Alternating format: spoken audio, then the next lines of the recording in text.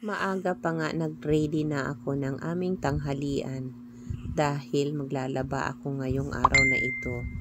Dahil Sabado walang pasok. So inuna ka nga muna ito gawing mga ulam namin habang yung aking mga kasama sa bahay ay natutulog pa. Nag-ihaw nga ako dito ng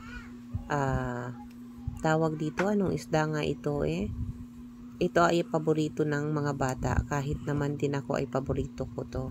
Salmon head. Yun, di ba? Ang ginawa ko nga dito sa tilapia ay nilagyan ko lamang ng palaman sa loob. Nagayat ako ng sibuyas, kamatis, at linagyan ko din syempre ng tawag doon, luya, di ba? Yung luya kasi nagpapatanggal siya ng langsa. So, tinimplahan ko yun, linagyan ko ng asin, konting paminta, at syempre magic syrup. Hindi mawawala yun para magkaroon ng lasa yung ating isda. So, ito naman na salmon head. Asin lamang ang pinanimpla ko dito para magkaroon ng lasa. So, habang iniihaw ko nga siya, pinapahiran ko to ng oyster sauce kasi yung oyster sauce ang magpapalasa sa kanya at magbibigay ng linamnam dahil ito po ay matabang isda.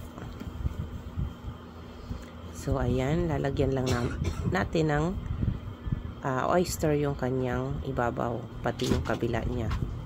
So habang nakasala nga yung aking iniihaw, lilipat naman tayo dito sa aking sinigang. Nagsigang po ako dito ng salmon head.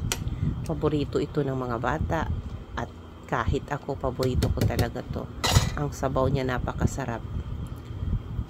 Malinamnam talaga siya at napakalasa nung sabaw niya. So lalagyan ko lamang yun ng pichay. Hindi pala pichay, yun pala ay yung dahon ng kangkong. Diba?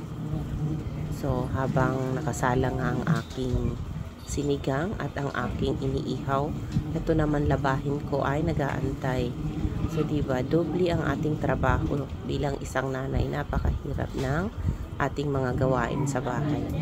Dahil sandamakmak ang ating trabahuin, pero hindi na natin kaya halos gampanan.